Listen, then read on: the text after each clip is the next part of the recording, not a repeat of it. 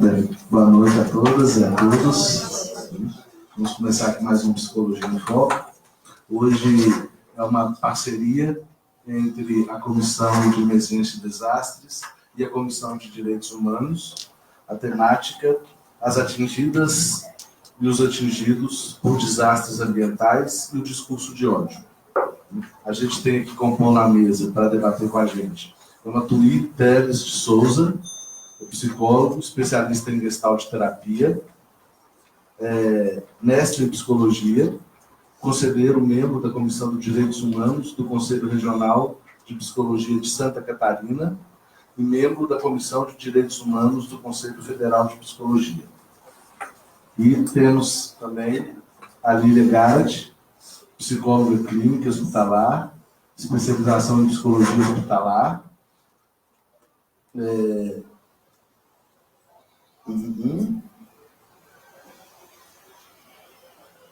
coordenadora da Comissão da Psicologia de Emergência e Desastres do CRP de Minas Gerais, psicóloga do Instituto Mineiro de Nefrologia e do abrangente Centro de Terapia Breve. Meu nome é Reinaldo da Silva Júnior, eu sou o coordenador da Comissão de Direitos Humanos aqui do Conselho.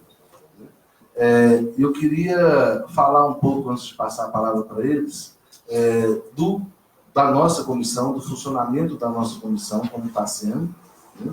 E pedir uma desculpa também, porque foi divulgado, né, a instalação, porque esse evento hoje, esse Psicologia em Foco hoje, ele está inaugurando a campanha, o lançamento da campanha de direitos humanos do CFP, aqui em Minas, né? E uma das atividades desse lançamento seria essa instalação, que infelizmente, por alguns problemas, né, de logística, não deu tempo dela chegar para esse evento de hoje. Ela está rodando o Brasil todo, né? Mas a gente já vai organizar para trazer ela em agosto, né? Então, só desculpa, né, pelo problema imprevisto, né? Acho que quando ela chegar, vocês vão gostar dela, assim, foi muito legal. Quem teve a oportunidade de comparecer no Congresso Brasileiro, lá em São Paulo, né, viu a instalação, ela estava lá, né? As camisas, com os banhos de cartazes, né? A gente tem os cartazes da campanha de entrada, não sei quem observou, né? Na saída vocês podem dar uma olhadinha com mais cuidado, mas esses cartazes também já circularam, né, nas nossas redes, né? Bem, a Comissão de Direitos Humanos aqui em Minas, ela está funcionando num formato um pouco diferente das outras comissões, né? Ela não tem um grupo efetivo que se encontra organicamente e ela vai fazendo um trabalho de transversalidade junto às outras comissões, né? A gente compreende que os direitos humanos atravessam todas as outras temáticas, né? A temática da clínica, das emergências e desastres, da laicidade, da espiritualidade, da diversidade. Então, a Comissão de Direitos Humanos, ela permeia todo esse trabalho que o CRP vem fazendo nas outras comissões e produzindo algumas ações, linkando, né, essas temáticas específicas com a questão dos direitos humanos. É o que a gente hoje faz aqui, né, trazendo a discussão sobre esse problema sério que Minas está vivendo, né, com as barragens, a partir dessa perspectiva dos direitos humanos, que é os direitos dos atingidos, né?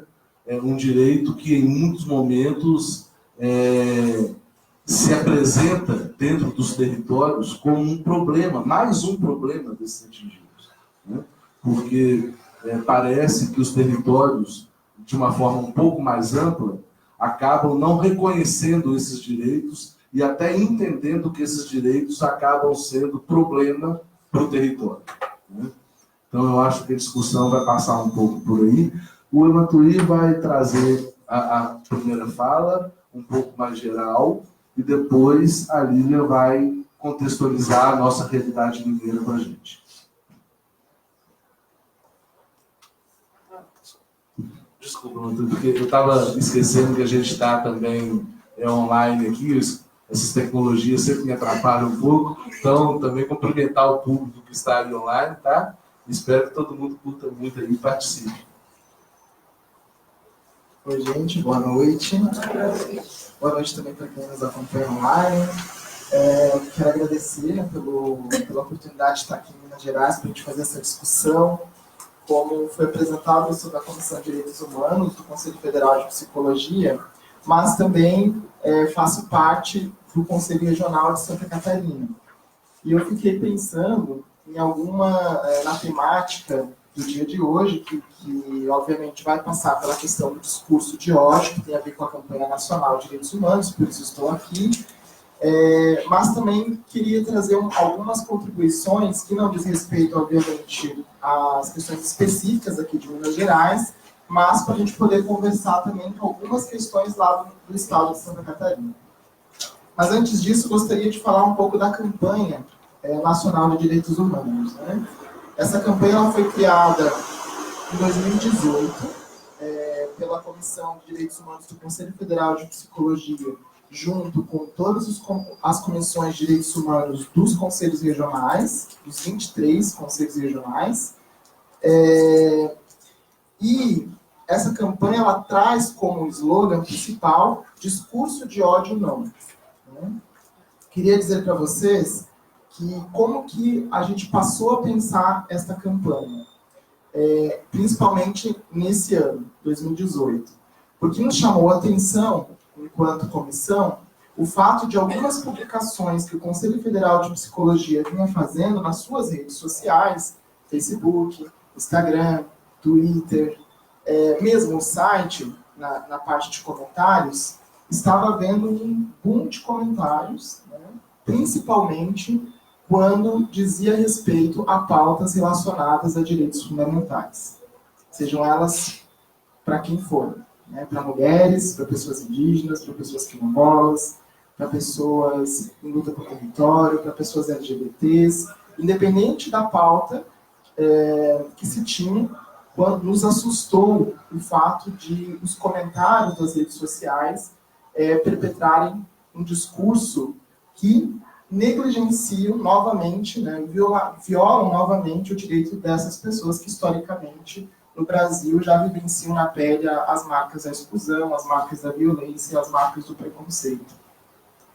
Então, foi nesse contexto que nós passamos a pensar, junto com o Sistema Conselho de Psicologia, nessa campanha, justamente para a gente problematizar do lugar da psicologia aqui esse discurso, que a gente chamou de discurso de ódio, está ligado. E aí, quanto mais nós vamos nos aprofundando no teor do discurso, nós vamos perceber que ele está ligado com as nossas mazelas, né, sociais, ou seja, com as nossas questões estruturais da nossa desigualdade, seja ela as questões relacionadas a gênero, as questões relacionadas à classe, as questões relacionadas à raça e etnia, enfim, ela está ligada com questões de ordem estrutural que sustentam a violência no nosso país, que vem desde a época do período da colonização e também do período de escravização dos nossos povos.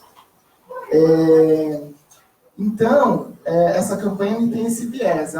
Como é uma campanha estritamente também nas redes sociais, a gente usa uma hashtag, que é a hashtag discurso de ódio não, até para que a gente possa concentrar o máximo de informações na hashtag. Para quem faz uso de redes sociais sabe, né?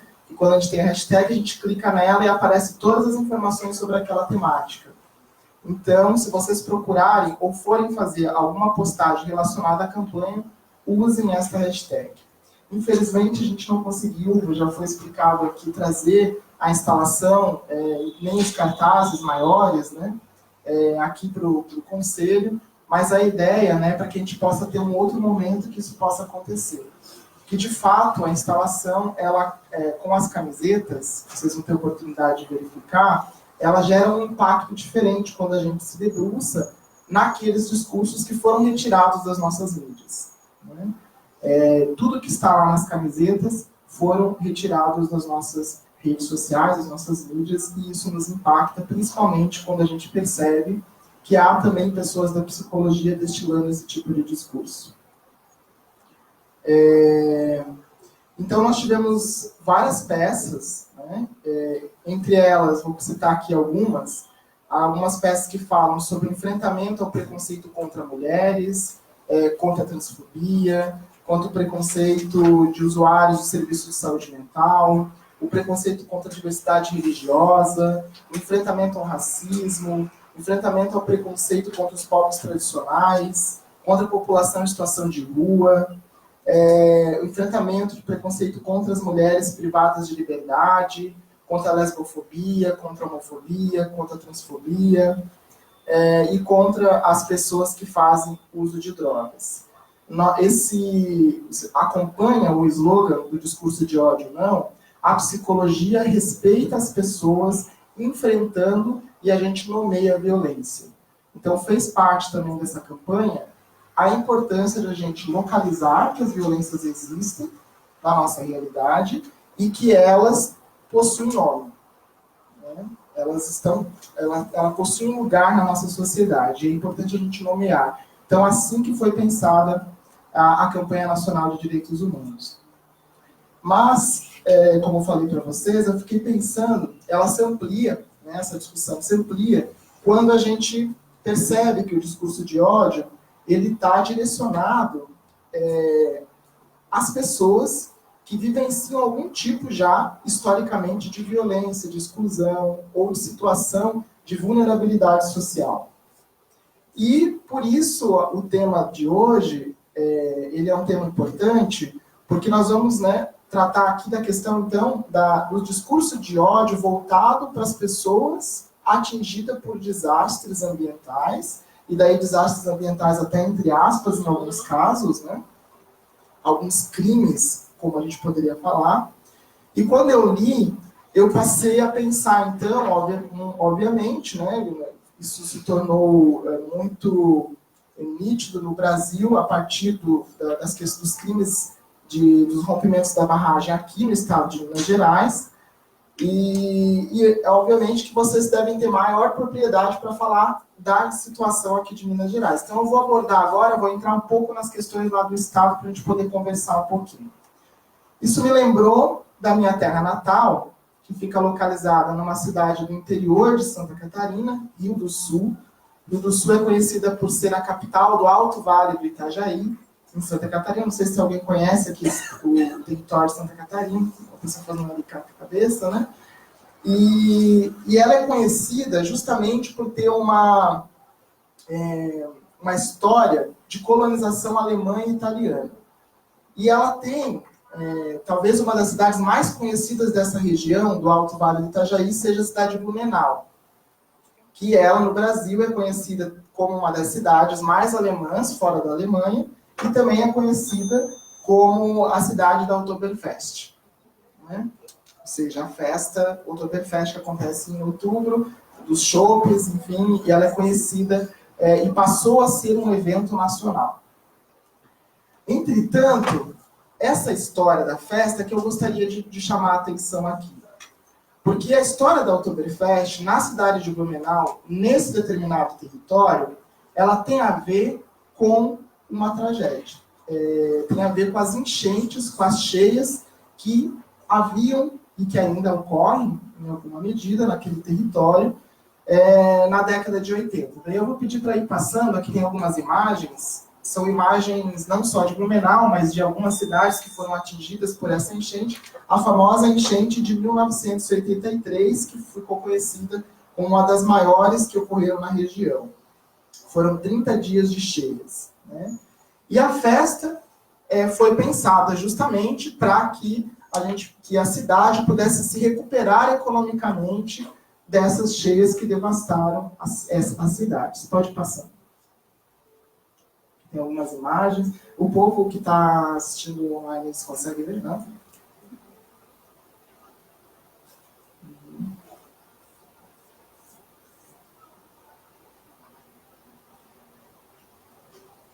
Ok, para aí.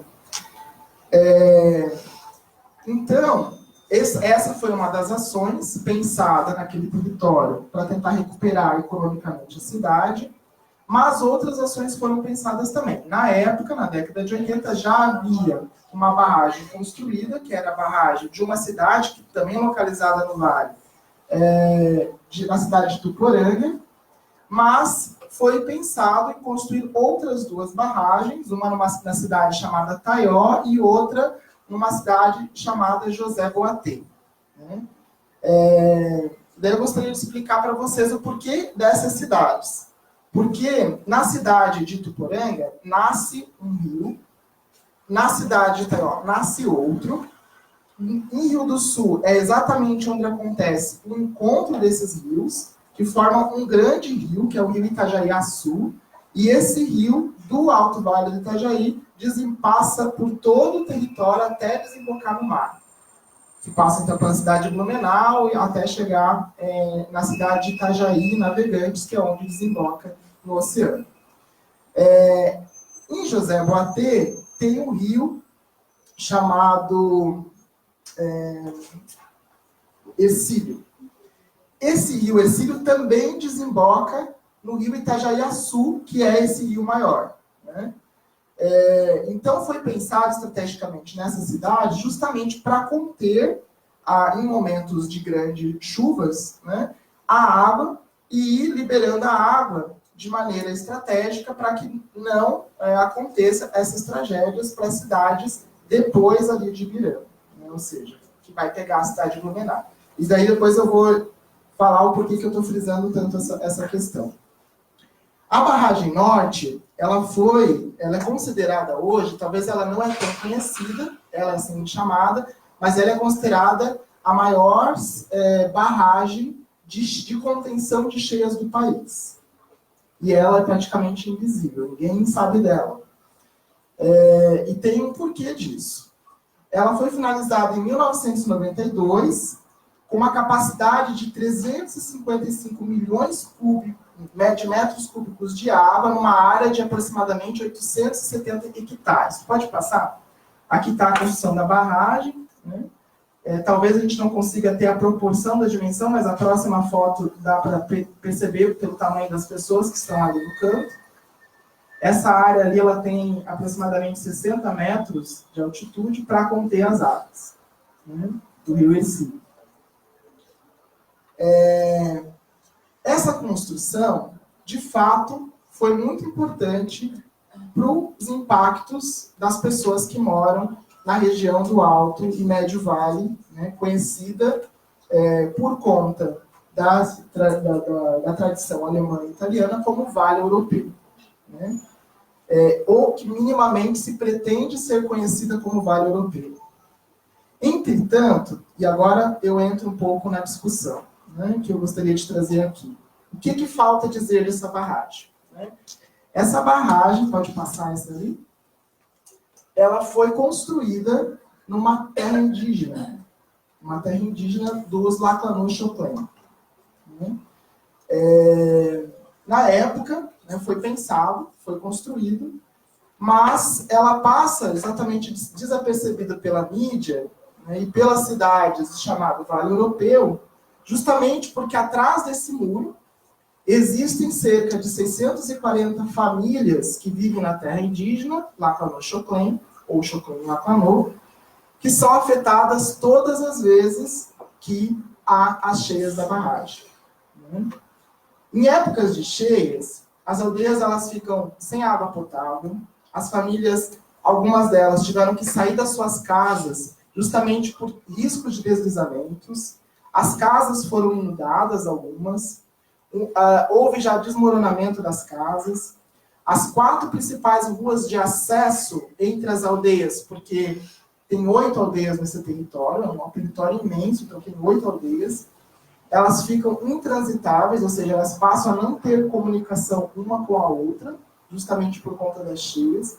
As crianças não têm acesso à escola, aliás, uma das escolas mais interessantes que tinham lá foi interditada por conta de desmoronamento, que tem a ver com o impacto ambiental da construção da barragem. Profissionais da saúde não conseguem, enfim, é uma série de questões postas para a população que lá vive. Né? Aqui tem algumas imagens, que é da terra indígena. Pode passar? Segura aí um pouquinho. E diante dessa inércia, né, do governo federal, as pessoas indígenas elas têm feito algumas reivindicações lá no território. E essas reivindicações, justamente, elas querem uma reparação, na época, uma demarcação de território, que não estava tão colocada, agora outras questões postas de reparação, justamente por conta das estradas, por conta dos desmoronamentos, e principalmente a construção de um relatório que demonstre o impacto ambiental e cultural. Daí, para quem conhece um pouco daquele território, sabe que antes da construção da barragem era apenas uma aldeia. Uma aldeia que se estruturava, né, que se organizava em torno do rio. O rio era um aspecto importante, ainda é, né, para a população Lahamanchoklê, para a sua cultura. O plantio era feito ao redor do rio. A partir do momento que há a construção da barragem, de uma aldeia passa a se ter 8. De um cacique passa a se ter 8. As pessoas se deslocam da beira do rio para os morros, que estão desmoronando justamente por conta, e elas acabam, e também a terra não é tão produtiva para cima, ela é mais produtiva na parte de baixo, não tem nem possibilidade do plantio, então acaba tendo um impacto muito grande também na forma de organização do povo Lahamanchoklê, lá de Ibirama, José Boatê. E quando a gente conversa com o povo indígena, já estou finalizando, tá? Eles dizem que é algo que, de fato, precisa de uma reparação do concreto, ou seja, de algo da ordem material, mas a reparação que a gente gostaria, que é aquela reparação emocional, cultural, é algo que provavelmente não é possível, porque o rio nunca mais voltará a ser o mesmo. O rio quase não existe mais, como disse uma liderança indígena para nós, quando nós fomos lá fazer um trabalho. E daí pode passar, aqui tem um trecho, a letra está miúda, né? Mas aqui fala exatamente de um trecho de uma reportagem que fala das pessoas indígenas, como que foi a forma de reivindicação. Foi parando a barragem. Essa foi a forma de reivindicação. Essa barragem é tão importante para os brancos, como eles falam para nós, essa barragem é tão importante para proteger aqueles que se titulam como do Vale Europeu, então nós, né, povos originários, povos da terra, vamos impedir o funcionamento. E assim foi a forma de reivindicação. E obviamente que isso teve um impacto muito grande na região, né, que fez com que este povo passasse a ser alvo de vários discursos de ódio. Né? Que tem uma responsabilidade, porque é um povo que não trabalha, porque, enfim, todas as formas de destilar ódio possível, justamente porque nem a comunidade ao redor conhece a história da barragem. E agora, eu sou de Rio do Sul, que é uma cidade vizinha de José Boatê. Eu não conhecia a história da barragem. Eu não conhecia a história do povo Lahamanchoklê. Me aproximando do povo Lahamanchoklê, me parece, inclusive, e quero descobrir isso, que eu tenho uma grande possibilidade de ter uma descendência direta de Lahamanchoklê, quando eu olho para os meus traços. Então, é algo que apagou-se, né, da possibilidade da nossa história. E daí eu finalizo, então, com aqui só para indicar para vocês, se vocês quiserem saber mais, tem um documentário feito pelas pessoas lá da barragem, que se chama O Outro Lado da Barragem Norte. Eu finalizo, então, com as palavras da liderança indígena Piprá, que disse o seguinte quando fomos lá. Antes disso, a comunidade indígena vivia em um lado do rio, toda unida. Era apenas uma aldeia.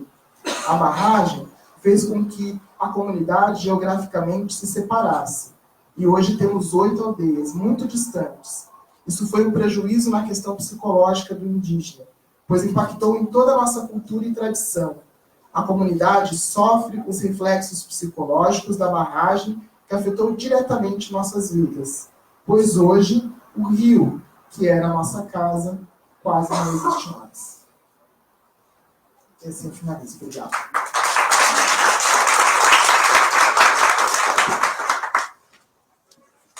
que a gente faz as duas falas, né? E depois a gente conversa um pouco, né? Boa noite a todos. Todos que nos acompanham também de forma virtual. Dos muitos efeitos nocivos dos desastres, um que chamou muita atenção nessas últimas situações vividas aqui em Minas Gerais foi exatamente a presença do discurso de ódio. É curioso a gente observar que, dentro dos chamados desastres, entre muitas aspas, naturais, a gente não vê esse discurso, né? Quando é um terremoto, quando é um vulcão, né? Mesmo, né, em relação às enchentes, há uma clareza a respeito, né, de quem é vítima e de que essas pessoas precisam de uma proteção especial. Coloco entre muitas aspas a questão dos desastres naturais, porque a gente já nem, no mundo das emergências e desastres, a gente já não fala mais de desastre natural, porque por mais que a origem seja um fenômeno da natureza, todo desastre tem participação humana, seja por falta de prevenção, né, no planejamento estratégico, na falta de medidas, né, de contenção, né, da preparação das pessoas. Então, todo desastre, por mais que a origem seja um fenômeno climático, por exemplo, ou uma condição geológica, ainda assim, todo desastre ele tem um fator humano envolvido. Mas, curiosamente, esses outros tipos de desastre não têm essa presença do discurso de ódio. E agora, a gente viu isso muito claramente nas diversas cidades atingidas. A gente está aqui perto já do 4º aniversário do desastre de Mariana. Completamos ontem 5 meses do rompimento da barragem de Brumadinho. E esse fenômeno que a gente viu em Mariana se repetiu também nos outros cenários. São cenários que têm características diferentes, em que algumas coisas se repetiram e outras tiveram aí algumas diferenças, né? Eu aproveitei de ir coletando relatos, né, dos componentes da nossa comissão que estão nas diferentes cidades, né, para a gente poder falar realmente, né, bem da ponta mesmo. Em Mariana, né, passado o momento inicial da ruptura, o momento inicial, né, do pós-desastre imediato, ele costuma ser um momento quase que de lua de mel, né? De muita solidariedade, de muita comoção, ou de muita mobilização, tanto da comunidade em si, como dos setores próximos, né? Em que chega a ser até um pouco invasivo, né, o trabalho, mas que existe um espírito onde todos estão supostamente remando para o mesmo lado. Em Mariana, a gente teve um desastre que teve um impacto ambiental maior e teve uma extensão territorial nesse impacto mais significativa. Em Brumadinho, o impacto ambiental também é significativo, mas o que mais marcou foram as perdas humanas. O número de pessoas falecidas. E a gente tem o terceiro cenário, que é o da iminência de desastre, né? Que são os possíveis rompimentos em barões focais, em Macacos, Congonhas, em Itabira, né? Uma série de regiões que agora, volta e meia, a gente vai estar descobrindo que tem mais uma em risco, sim. Cada um desses cenários trouxe uma particularidade diferente. Em Mariana, passado esse primeiro momento de comoção, e que começou-se a ver o segundo impacto do desastre, que é o impacto econômico, né, em que o dinheiro realmente começou a faltar, em que a principal mantenedora da cidade estava impedida de atuar, o movimento de trazer esse outro impacto e ver que outras pessoas também tinham sido atingidas, fez com que surgisse esse discurso de ódio. É curioso porque muita gente ali, até então, não se sentia atingida, porque não foi na porta da casa delas, que ela não passou, né, não teve nenhum parente especificamente, né, envolvido na questão, então era uma coisa que havia uma certa distância. Mas quando isso chegou através do impacto indireto, né, social e econômico, isso começou a ser rejeitado. E começou a ser sentido não como impacto do desastre em si, mas sim como culpa das pessoas que estavam reivindicando seus direitos. É como se a ruptura da barragem fosse uma coisa e a atuação da empresa fosse outra. Era realmente uma visão muito dissociada das coisas. E que essa parte do fenômeno se repetiu, né, nas diferentes cidades. em que a dependência extrema da mineração de uma grande empresa, né, em relação à economia da cidade, depende tanto dessa empresa, que ela vira uma mistura de grande mãe e grande provedor que nunca pode ser questionado. Então, é mais fácil acreditar que a culpa é de quem está questionando isso do que essa grande mãe, esse grande provedor possa ser responsável por aquilo que está acontecendo. Então, de certa forma, o fato de trazer a denúncia, de pedir a reparação, fez daquelas pessoas atingidas como culpadas de estarem questionando a atuação. E esse discurso veio, em parte, de uma forma mais direta, mais ostensiva, mas também veio de uma forma muito mineira, né? Muito indireta, muito no caladinho, né? Muito na suposta sutileza, mas com uma carga de violência muito grande. Começou com uma desqualificação da luta, em que as pessoas estavam se queixando sem ter necessidade, porque Samarco estava ali oferecendo tudo que era possível, né, oferecendo do bom e do melhor para reparar, que a Samarco continuaria sendo necessária para a cidade. Então, havia um movimento, né, de justiça sim, desemprego não, né, de forma que somente as queixas que não envolvessem a paralisação da Samarco fossem consideradas, nenhuma coisa além disso, né? Se colocaram faixas na cidade, né, em defesa da empresa, a própria caracterização, né, das pessoas, porque muitas tiveram que ser realocadas, né, estavam em áreas mais rurais e foram mais para o centro urbano. Já havia uma estranheza, né, do ambiente, às vezes até mesmo a questão da vestimenta, ou o fato deles estarem com o cartão, né, dessa marca para fazer as compras, isso virava uma espécie de rótulo, e um rótulo negativo. E aí, realmente, em Mariana, a gente teve muitos relatos, não só entre adultos, mas também entre as crianças, de apelidos fortes, né? Era o pé de lama, marilama. Essas crianças sofreram muito na escola, né? Porque muitas vezes as próprias crianças eram culpabilizadas, né? Há relatos de pessoas que diziam, olha, o coleguinha chegou pro meu filho e falou, olha, meu pai perdeu o emprego por sua causa, por causa do seu pai. Imagina que poder que uma criança tem, né, frente a isso. Não passa por ela, mas ela foi considerada ali culpada. E essa discriminação foi também gerando muita evasão escolar, dificuldade de frequentar o mesmo ambiente. E aí se criou uma situação meio paradoxal, porque ao mesmo tempo, não havia inclusão, né, não se permitia essa inclusão, essa integração, esse reconhecimento desses atingidos como parte da comunidade, mas também não se permitia a criação de espaços exclusivos. Quando realmente foi reabilitada a escola, ou quando se criou uma unidade básica de saúde mais direcionada para atendimento aos atingidos, isso foi visto como privilégio, e não como direito ou um facilitador. Então, ficou uma situação bastante paradoxal, onde realmente não havia lugar. Havia, né, em todas as cidades, isso é presente, mas em Mariana foi muito forte, a necessidade de romper a identificação entre o local atingido e a cidade, especialmente pela questão turística. Né? Em Macacos a gente vê isso muito também. Né? A necessidade de dizer que existe todo um outro lado que não está afetado, que está bem, que está bonito, e que só uma parte da população foi atingida, e que essa parte, quanto mais caladinha ficar, quanto menos se incomodar, melhor, porque aí não atrapalha os outros e não faz do desastre econômico um desastre mais generalizado ainda. Isso se notou com muita força entre 2016 e 2017. Houve um trabalho bastante intenso lá com a criação do Fórum Acolher, em que tentou trabalhar essa questão. E agora ela ressurgiu um pouco com a invasão da sede da Renova, né, que aconteceu recentemente, que gerou também um novo conflito entre os que eram contra e os que eram a favor.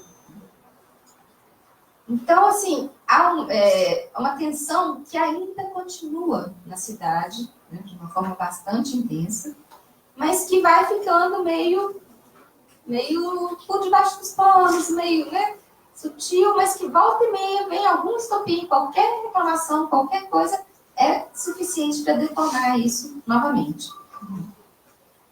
Em Brumadinho, onde as perdas humanas tiveram mais peso, Curiosamente, o fenômeno foi um pouco diferente.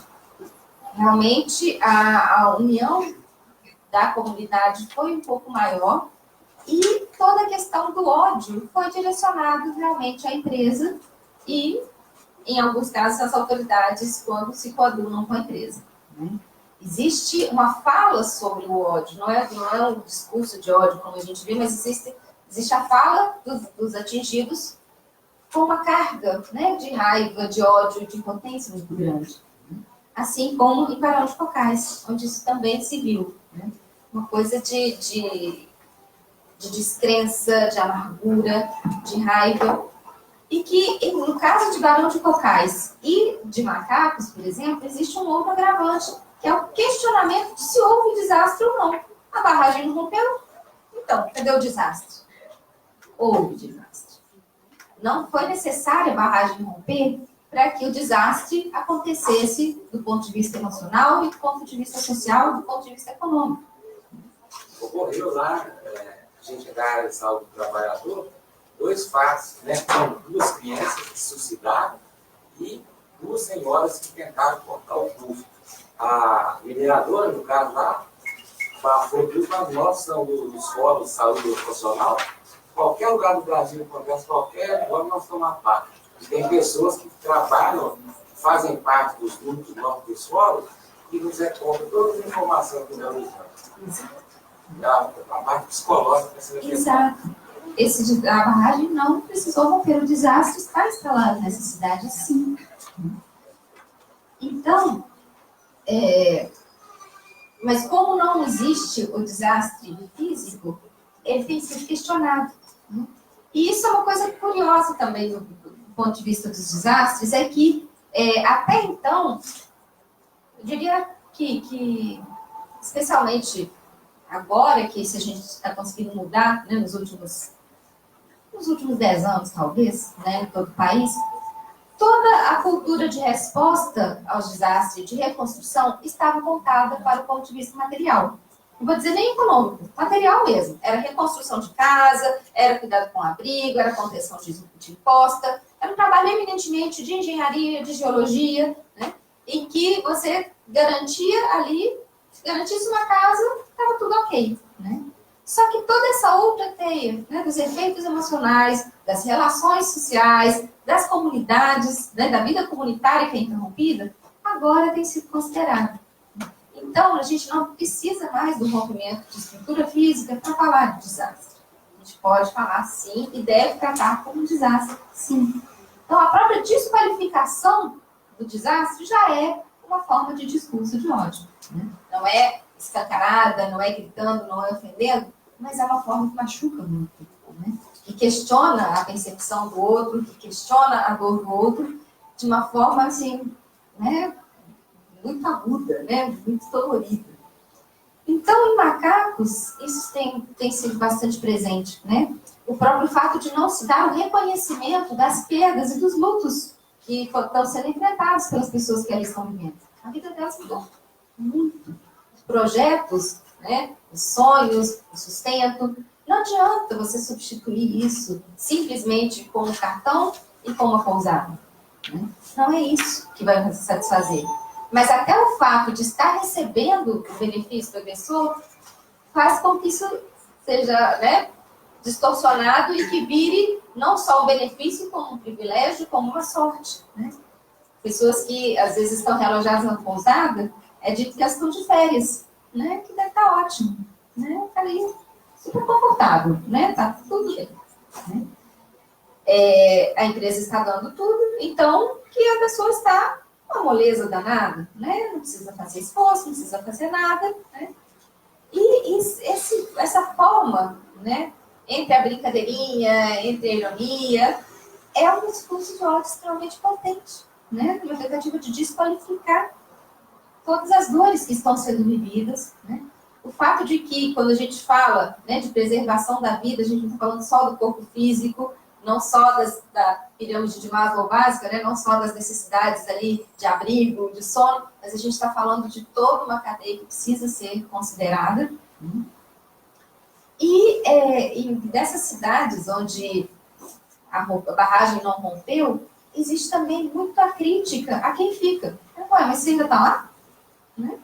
Como se o desejo de poder manter, de poder preservar aquilo que ainda está saudável, acaba sendo objeto de desqualificação também. Então, como não está tão perigoso assim, então por que você não vai? Como se fosse realmente muito fácil, gente, né? Sair de casa, largar a vida, chegar a um outro lugar, construir novas ações, que no máximo vai ser uma questão de dinheiro. Não é. Então, o desejo de poder preservar algo do que ainda está inteiro e de lutar para que essa barragem não chegue a romper, ou que se romper tenha um impacto ainda menor, tem sido desqualificado, e isso também é uma das formas do discurso de ódio se fazer presente. A raiva nesse discurso aparece muito mais em relação a quem assume deliberadamente uma posição de resistência frente às empresas. Quando a pessoa realmente dá a cara e resolve lutar pelos seus direitos, a raiva do restante da população aparece com mais força. E aí sim, há um embate que chega realmente, né, num bate-boca, numa briga um pouco mais complicada, né?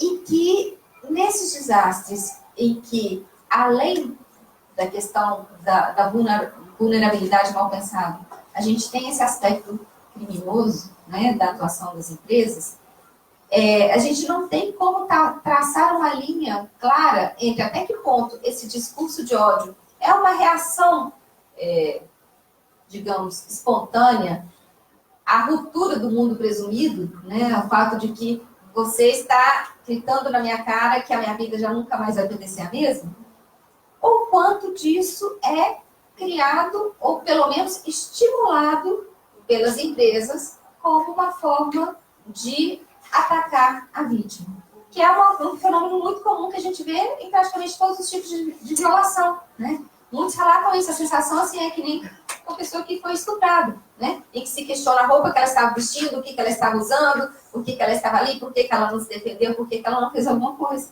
né? Se questiona desses afetados exatamente esse mesmo tipo de coisa. E se adota também uma postura de humilhação constante na luta pelos direitos. A pessoa tem que preencher milhões de questionários, ela é questionada, ela não, né? Não, você, se a lama passou na sua porta, mas não entrou, você não é atingido. É somente quem, né? Se você perdeu só a sua plantação, que era o seu sustento, que era o seu projeto de vida, né? Só isso não é considerado. Então, a pessoa tem que se expor a 1000 procedimentos protelatórios, né? Há uma sucessão de situações de trato e destrato permanente. Combinou uma coisa e de repente já não é mais. Falava com um, mas agora já não é com esse, é com o outro. E essas protelações judiciais, né? Os enganos, né? A partir dessas indenizações e das tentativas de fazer os acordos de forma individual e, inclusive, até o trabalho de pulverizar as pessoas, as comunidades, né, de afastá-las das redes habituais, exatamente para evitar o fortalecimento das demandas coletivas, tudo isso, né, é uma estratégia que a gente vê, né, dentro do meio, para que essas demandas percam força e que a empresa volte a ser a grande mãe, grande provedor, e que possa continuar atuando de forma incondicional, o que em si já é mais uma violência. Então, é um acúmulo, né, de violências explícitas e implícitas que tem sido muito dolorido ver que isso tem se manifestado no discurso, na palavra, né? Já não basta só usar a violência, as pessoas estão trazendo essa violência para o convívio no dia a dia. E o que a gente pode fazer a respeito? Né? Porque, infelizmente, constatar a situação é relativamente fácil. Né? Ela está muito escancarada. Um dos trabalhos que é muito importante é exatamente a questão da retomada do respeito da dignidade. Né? Inclusive, o fato da gente poder reconhecer que atingidos somos todos. Que se não aconteceu comigo e aconteceu com o meu vizinho, isso me afeta. Se não aconteceu comigo, mas aconteceu na minha cidade, eu também fui atingido. Se não aconteceu comigo, mas aconteceu no meu estado, eu também fui atingida. E que o fato de todos nós termos sido atingidos não é para mim para criar uma escala de dor. A minha é pior do que a sua. Ah, eu perdi um parente. Ah, mas eu perdi o meu trabalho, eu perdi... Não, não é uma competição. Pelo contrário. Exatamente reconhecer que todos nós temos dores diferentes que merecem consideração e cuidado dentro das escalas proporcionais é que vai permitir que um ajude o outro a superar isso. O mínimo que a gente pode começar a recuperar é isso, o respeito, o reconhecimento e a dignidade. É entender que não tem ninguém fora disso. Porque mesmo que não me afete diretamente, né, do ponto de vista humano, em algum momento isso vai me afetar do ponto de vista material, vai ser objeto das comunicações, vai atravessar o meu cotidiano, e que sim, poderia ter sido comigo, né? Poderia ter sido com qualquer um de nós. Aqui em Minas temos descoberto que estamos rodeados de barragem e a qualquer momento uma perto de nós pode acontecer. E aí a gente vai vendo dentro do país todo, né, quantas barragens não existem, quantas violações não existem, né, respeito à questão do território, e quanto a gente pode aproveitar esse momento exatamente a partir desse reconhecimento e a partir desse respeito, poder repensar essas relações, de fazer disso um ponto de crescimento para que a gente possa criar outras alternativas que não precisa, a gente não ficar tão exposto a isso novamente. Então, o poder estar emanando as pessoas dentro dessa situação vai ajudar a que se reconheça, né, a dor do outro, que ela possa ser escutada e que ela possa ser considerada nas ações de reparação que estão presentes, que são necessárias nesse momento. Né? Não soluciona tudo, a gente nunca consegue dizer assim, em algum momento, pronto, agora o desastre acabou. Todo desastre, ele, depois da reconstrução, né, ele se transforma em prevenção, mas a gente não consegue como ponto final. Mas sim, se a gente conseguir começar por esse ponto de trazer a dignidade de volta, isso vai permitir com que as outras etapas fluam com mais clareza, né, e com mais solidez. É isso.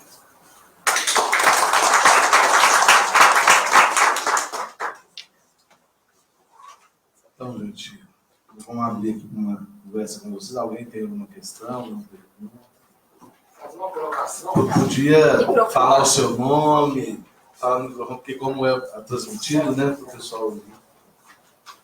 Meu nome é Mário Cerqueira, eu faço parte do Fórum Saúde e Trabalhador de Minas Gerais e do Fórum Mineiro de Agrotóxicos. Estou participando como delegado na Conferência Municipal de Saúde, defendendo as questões não só dessas áreas, como a parte de saúde mental. E quero deixar um convite para vocês aqui no dia, deixa eu lembrar, é tanto evento, dia 4/7, no Sindipel, vai ter uma palestra, um seminário lá o dia todo. É só o pessoal entrar no site do Facebook, Conselho Municipal de Saúde. Vai abordar um tema também de saúde mental do transporte coletivo. De muitos que virão. Em outubro, nós vamos divulgar também. E eu gostaria de deixar aqui até uma colocação para o pessoal do Conselho de Psicologia, para aproximar a psicologia do trabalho a nós, da engenharia de segurança, que é uma parceria muito boa. E nós funcionamos como se fossem psicólogos dentro das empresas. Eu estou aí para colaborar, precisando aí, eu gostaria de participar com vocês, para dar umas ideias aí, para aproximar mais. Obrigado.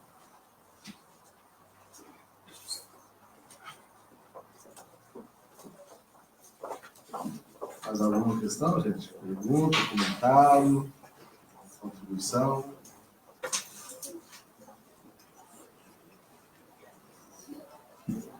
Boa noite, meu nome é Marina, né? Eu sou psicóloga, atuo lá em Mariana, né? Me senti contemplada com a sua fala, Lila. E fiquei lembrando aqui, né, de uma das ações que tiveram lá, tanto da ação da saúde, né, junto com a Caritas e com as outras instituições que estavam ali no território, justamente de fundar o Fórum Acolher, né, que você falou, de justamente debater isso, não só, né, entre os atingidos, não só entre as instituições, mas de abrir isso para o município, né, de como que isso afeta todo mundo, isso afeta cada um, como que se dá no dia a dia. E uma parceria, né, muito interessante foi justamente com o padre, né, da igreja, que levou justamente esse discurso, não, justamente colocando não só sobre a hostilização, né, não diretamente, mas de colocar justamente esse respeito, né, de resgatar esse respeito através da religiosidade. Eu acho que isso é uma experiência muito interessante. Complementando aqui, só um minutinho, só para complementar. O Fórum Saúde do Trabalhador está desenvolvendo um trabalho muito grande lá na região de Mariana e de Brumadinho. Aquele livro Mar de Lamas é o pessoal da organização CPR, né? Eles estão desenvolvendo um trabalho muito grande. Tá? Então, nós da saúde ocupacional, nós estamos lá trabalhando. Está precisando de outros atores também. Deixa eu usar meu privilégio de estar na mesa aqui, tá? A gente vai fazer, assim, 3 questões e depois, se tiver mais 3, a gente faz, tá? Então, fechando o primeiro bloco com a minha, para passar para vocês, gente. Porque o que eu vejo, assim, né? 2 situações de um espírito de época, uma situação, né, de um espírito de época que não é só nosso, né? Aquela coisa rebeliana de um espírito de época, né? Que é o agravamento da cisão social no mundo, né? Assim, a coisa parece que a humanidade está entendendo que alguns merecem viver e outros atrapalham, né? E isso está muito sério, realmente. Eu acho que o exemplo que o Matuí trouxe, né, de como que o Vale Europeu desconsidera o povo originário e tradicional do território, né, é uma demonstração muito forte disso aí, né? E uma outra expressão muito forte disso é quando as redes sociais começam a produzir essa inversão de papéis para justificar o discurso de ódio, né? Acho que o último exemplo que a gente viu sobre isso foi o caso do menino do Espírito Santo, né? E como que utilizam disso para dizer que a população LGBTQI não é vítima e sim algoz, né? Então, como que essas coisas vão se somando nesse momento e como que a gente precisa realmente produzir algum tipo de contraponto a esse processo aí, que vem muito nessa coisa do resgate da dignidade, e é o que eu falo assim, talvez o trabalho hoje do psicólogo, seja ele em que lugar for que ele esteja, seja produzir encontros, né? Nesse mundo onde os desencontros estão sendo a tônica. Passa para vocês responder.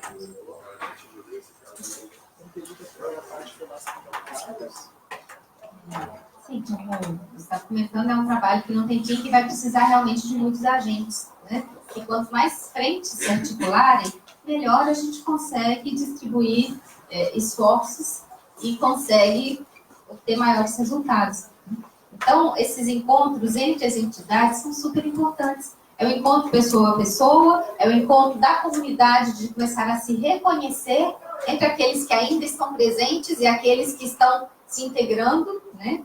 De se reconhecer enquanto comunidade mais ampla no território e de poder articular os diferentes saberes e as diferentes ações que estão naquele território para que elas possam gerar frutos de uma forma mais importante, né? Esse trabalho de articulação é realmente fundamental e ele não vai ter fim. Quanto mais a gente conseguir fazer, melhores resultados a gente vai ter. Com certeza, agradeço aí o convite, acho que vai ser importante, sim, juntar mais essas pontas.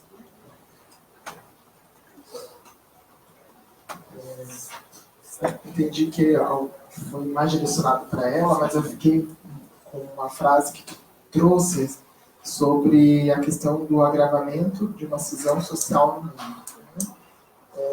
Eu entendo que essa cisão, na verdade, ela é histórica, né?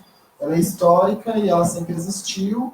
Entretanto, a gente está num momento histórico que isso passa a ser tomado, o microfone público novamente para esses discursos, e legitimado as práticas de violência, de ódio, de exclusão, para aquele povo que, historicamente, sempre vivenciou na pele essas marcas. Então, essa cisão ela sempre existiu, Mas, neste momento, especificamente, a gente tem visto uma legitimação e uma autorização pública, né?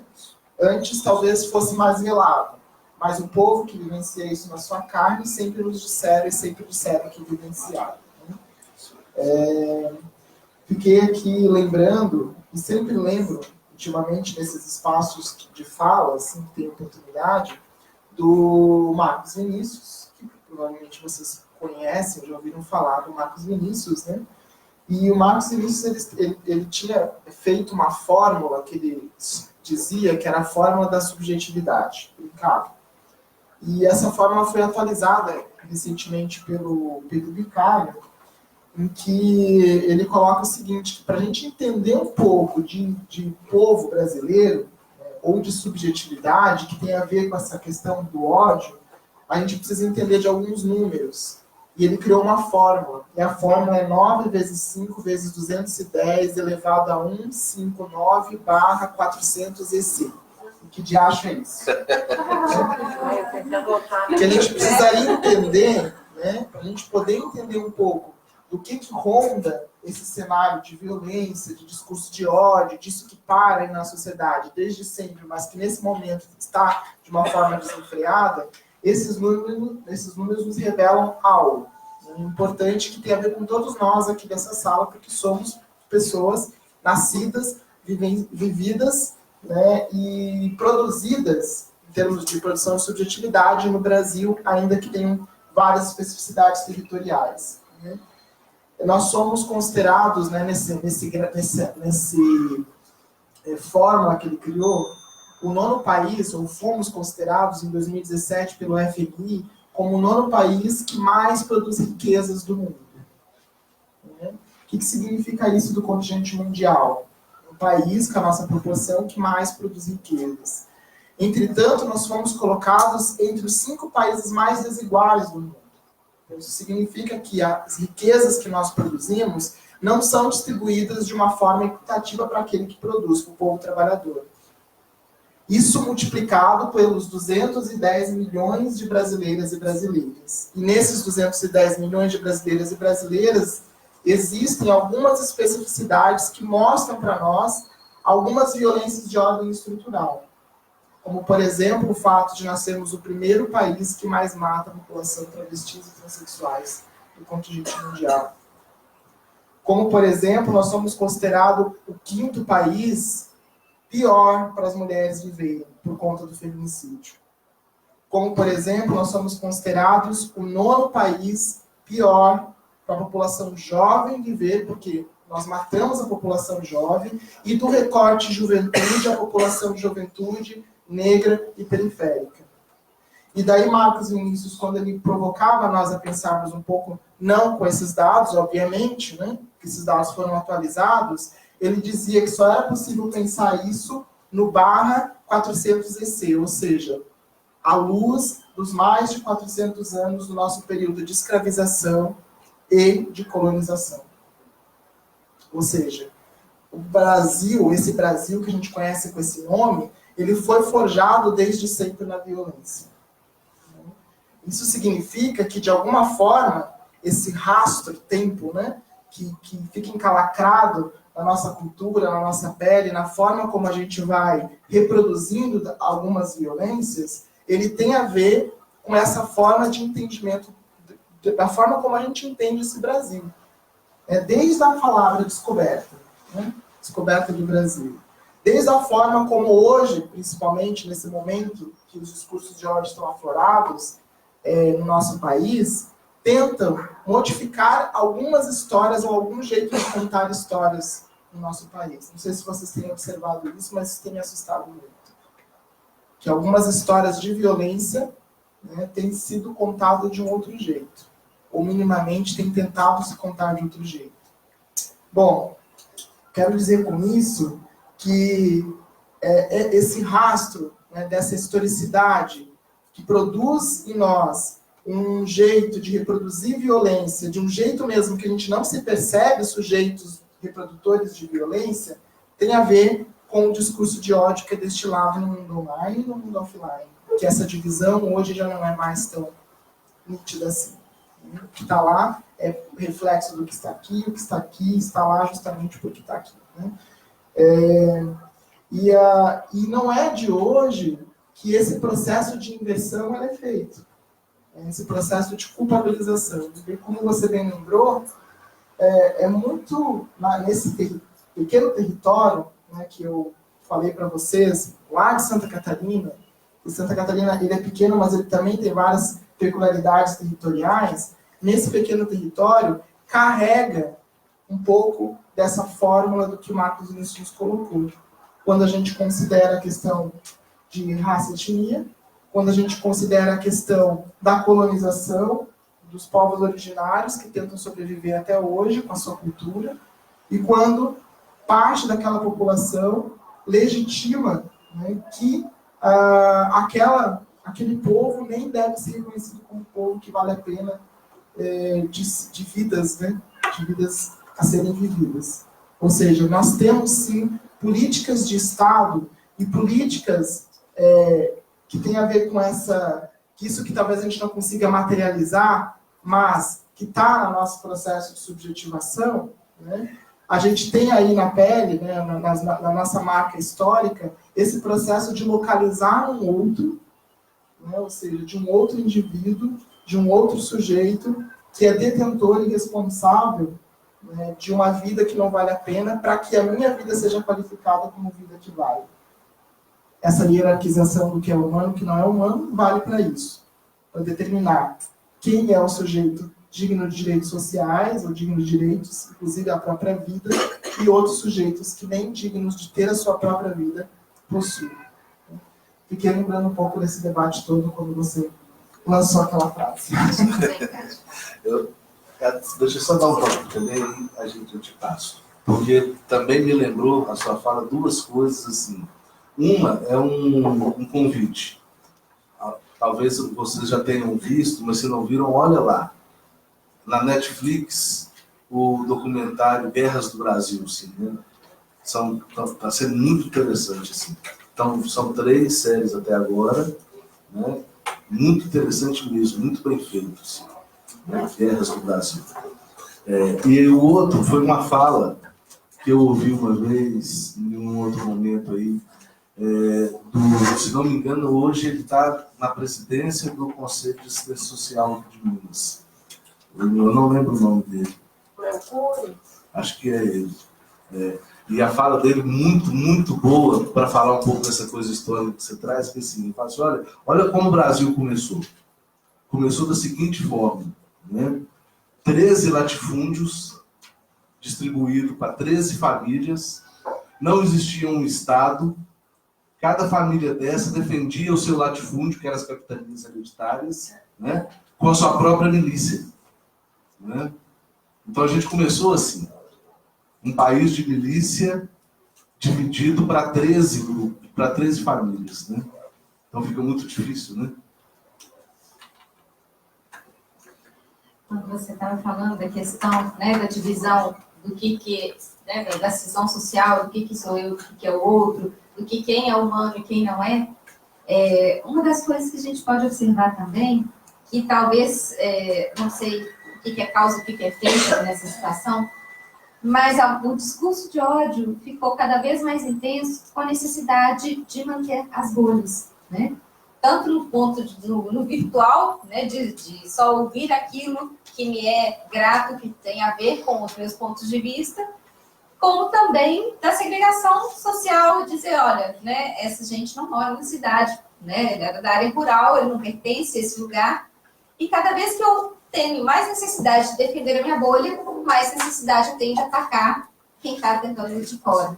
Alguma coisa aconteceu, né? Não, talvez não uma coisa só, mas várias pequenas, que tem feito diminuir o contato com o outro, o convívio com a alteridade na nossa sociedade. Tem havido muito mais segmentação, as narrativas têm sido consolidadas em um determinado ponto, cada um, né, do seu lado, e isso tem feito com que a sociedade esteja cada vez mais segmentada e cada vez mais com necessidade de atacar para se defender. Não sei, gostaria de saber até que ponto isso começou a se intensificar. Não é um fenômeno somente brasileiro. A gente tem visto isso em várias partes do mundo. De fato, eu cresci aqui, mas não sou daqui. Né? E aí estendo o que você falou para a América Latina, e a gente tem visto também em diversos países. Mas o contato com o outro e o poder reconhecer esse outro como válido também é o que vai permitir que a gente saia dessa prisão das bolhas virtuais e das bolhas reais que a gente está vivendo. Então, gente, mais alguma contribuição?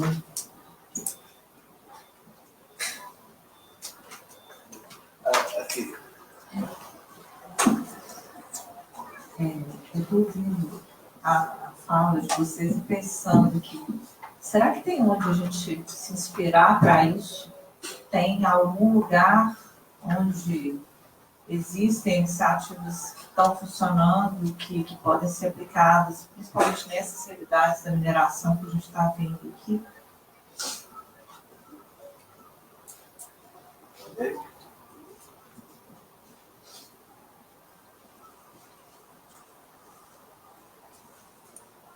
Sobre a mineração, eles usam o método mais simples de fazer o armazenamento. A serra do Rola Moça está com a liminar para não explorar. Lá em Brumadinho foi, para mim, um crime já previsto. E aquela parte lá toda foi devastada, tem minério de alta riqueza que eles vão explorar. Falta pouca coisa. E a mina de Brucutu, que é na próxima a Itabira, também já está liberado para eles explorarem. Isso veio de cima. O presidente determinou, não tem SEMAD, não tem nada que impeça as licenças. E quando eles vão para as audiências, igual teve uma ontem, o rapaz que fez a detonação lá em Brumadinho, eles vão com 30, 40 e até 50 advogados. Eles já vão lá sabendo que tem que falar pouco ou não falar nada.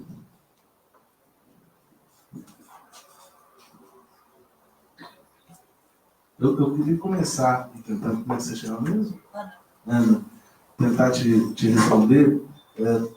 Eu estou dando a disciplina, sabe, de emergência e desastres atualmente. E estou usando o material que está lá no nosso site lá do CRP, né, os guias, né, e tem um texto lá do pessoal que trabalhou no desastre da Boate Kiss. Né? Muito legal o texto. De cabeça que eu não lembro o título do texto, mas o texto me apresentou assim, uma intervenção muito bem estruturada. Né? Não sei, a Lília pode falar com mais propriedade sobre isso, né? Mas aí eu acho que ali a gente viu algo que funcionou, pelo menos, né, na estrutura montada para o atendimento, né? Porque eu acho isso. Acho mesmo que a gente pode pensar que o que está sendo feito, né, está funcionando. Né? Porque às vezes também a gente pensa assim, né, algo que vai resolver o problema, ou evitar que o problema aconteça. Né? E talvez a gente queira ir mexer em algo que realmente não tenha solução. Porque, como está falando ali, né, forças maiores aí estão, né, atuando nisso, e às vezes a gente também tem que ter um pouco de noção da nossa perna. Né? Então, acho que assim, para que a gente não desanime completamente e ache que é terra arrasada, o que a gente pode ver como solução ou coisas que estão tendo assim, né, uma efetividade, né, na sua intervenção, talvez sejam mais as migalhas mesmo. Né? Essas não são as coisas grandes, né? Não são as grandes soluções, mas são essas intervenções dos grupos que estão se organizando, que estão pensando isso, né? Essas situações e buscando alternativas. Né? E o que a gente pode ter, eu acho, com isso é uma esperança de que a gente possa construir um grupo mais forte que tenha poder para mexer nessas coisas maiores, né? Porque aí a grande mudança, na verdade, é política. A grande mudança é de conscientização coletiva para que a gente possa ter grupos organizados organicamente, forças políticas que possam ocupar os lugares de decisão, né, com outra cabeça, né? Ou seja, a gente está falando de um trabalho talvez para mais 500 anos. Né? O trabalho com risco, ele envolve o trabalho com a ameaça e com a vulnerabilidade. Nem sempre a ameaça pode estar sob controle. A gente não pode, assim como a gente não pode cuidar de quanta chuva vai cair ou quando vem o terremoto, tem certas ameaças que a gente gostaria de poder evitar, mas realmente estão um pouco longe, né, da nossa perna, como diz aqui Reinaldo. Então, significa que a gente não pode fazer nada a respeito? Não. O nosso trabalho pode ser, sim, em cima da vulnerabilidade. Em diminuir a vulnerabilidade desses setores potencialmente afetados, e os que já estão afetados, trabalhar para que esse dano seja o menor possível e que se aumente o potencial de reconstrução, e que se permitam surgir alternativas para lidar com aquela ameaça que ali está e que não sei, né? Eu espero, ainda tem esperança de que antes de 500 anos a gente consiga alguma coisa, quem sabe? Né? Mas que a gente possa voltar a criar, primeiro, né, para a gente ter um trabalho, né, um coletivo, a gente precisa voltar a criar o coletivo, criar essa noção de novo de que existe algo além de mim, além do meu umbigo, da minha família, do meu trabalho, do meu dia a dia. Voltar a ter essa noção de coletivo, de comunidade, e com isso ir diminuindo a vulnerabilidade da comunidade e ajudando a expandir as possibilidades para diminuir essa dependência do minério. Vai ser uma coisa muito séria em Minas aqui para frente. Né? Não espero que a gente precise mudar o nome do estado em si. Talvez sim, continue sendo a principal fonte, mas sim, pode ser de outro jeito. Então, trabalhar com a vulnerabilidade é o que está mais ao nosso alcance nesse momento. Sempre com a mira em poder, sim, alterar esse tipo de ameaça. Alguém tem mais alguma participação?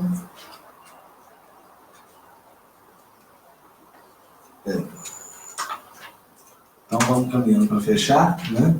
Agradeço muito a Avenida do Matuído, contribuiu demais, é sempre um prazer revê-lo, a Lília. Agora nós estamos nos aproximando mais, espero que a gente faça muita coisa junto por aí, né? Convido a todas e a todos assim, a estarem sempre presentes aí nas nossas ações.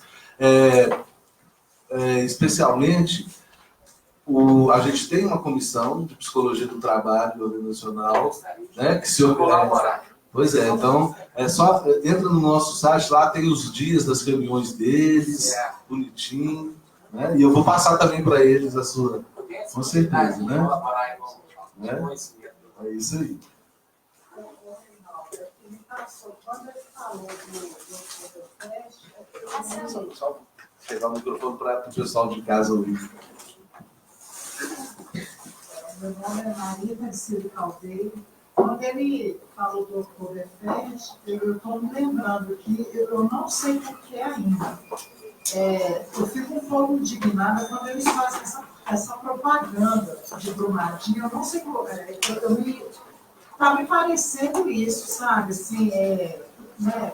Eu queria a opinião de vocês a respeito disso. Se é bom, se não é, se pode ser comparado ao que aconteceu lá, né, na cidade do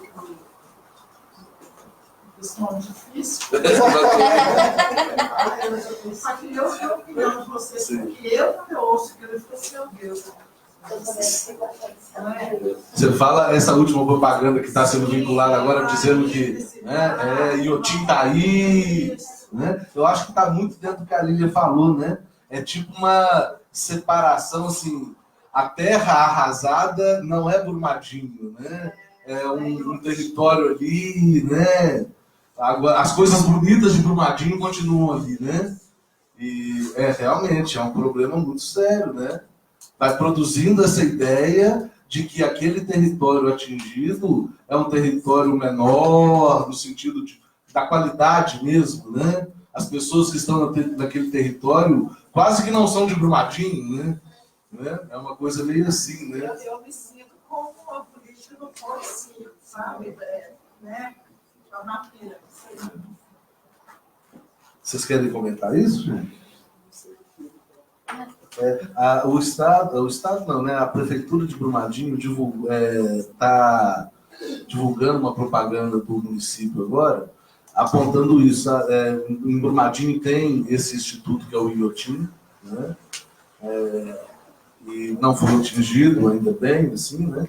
Mas eles estão fazendo uma propaganda toda da cidade, vinculando a ideia de que é preciso que as pessoas vão para Brumadinho, conhecer o Iotim, que está preservado, né? Porque isso é importante, né? Não o que foi atingido. O importante é a gente valorizar aquilo que está lá, né? Exatamente. Não sei se é possível fazer uma comparação, que pode ser processos muito distintos, né? Mas o caso que eu citei aqui da Oktoberfest, ele tem assim um processo de tornar este espaço um espaço festivo, um espaço de reconhecimento de que conseguiu ultrapassar, né, os limites da... Pode ser que tenha alguma coisa que vocês identifiquem como próximo. Como eu não sou daqui, eu não consigo, né? Mas eu vou falando, vocês vão vendo se é próximo ou não.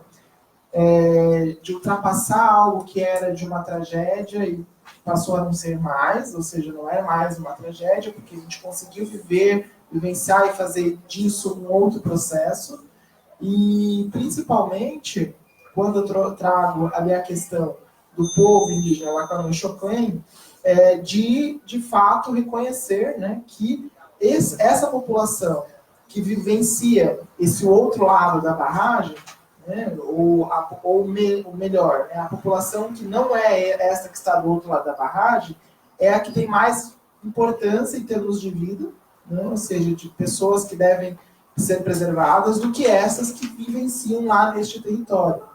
E daí, praticamente, se cria uma ideia de que aquele território, ele é um território que precisa, inclusive, de uma intervenção, né?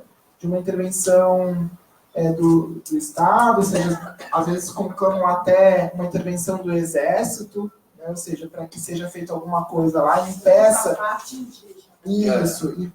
de que o povo indígena, por exemplo, se manifeste, porque a maneira que estão se manifestando é prejudicial para essas pessoas, né? Ou seja, tem ali uma tentativa de tornar aquele território, e não só o território, consequentemente as pessoas que lá vivem, como um espaço de ameaça para esse povo que está do lado de cá, né? Então, tenta-se fazer esse processo, né? Ou seja, há um território que é uma ameaça. Então, este território ele precisa ser, de certa maneira, combatido, né? Para preservar esse povo que está depois do rio. Aqui me lembro, parece que o povo do barro precisa ser esquecido. Então, não, o fato em si, a propaganda em si, não necessariamente deveria ser ruim, mas que ela deixa um gosto desagradável, deixa. O que acontece? É esperável que dentro de uma emergência, de um desastre, mesmo até no nível pessoal, assim, quando a gente sofre algum acidente, vai ver o que está inteiro, né, além da ferida.